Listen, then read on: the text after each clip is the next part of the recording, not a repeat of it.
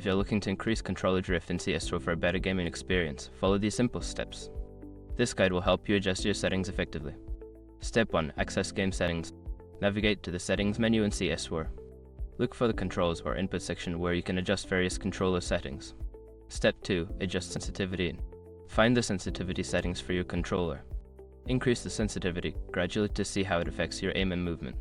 Test different levels to find what feels comfortable. Step 3. Modify dead zone settings.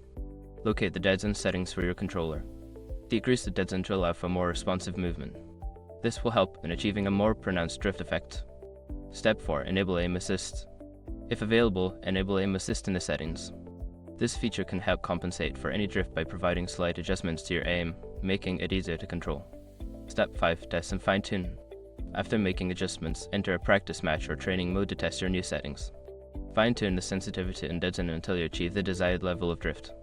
By following these steps, you can effectively increase controller drift in CS2, enhancing your gameplay experience. Happy gaming!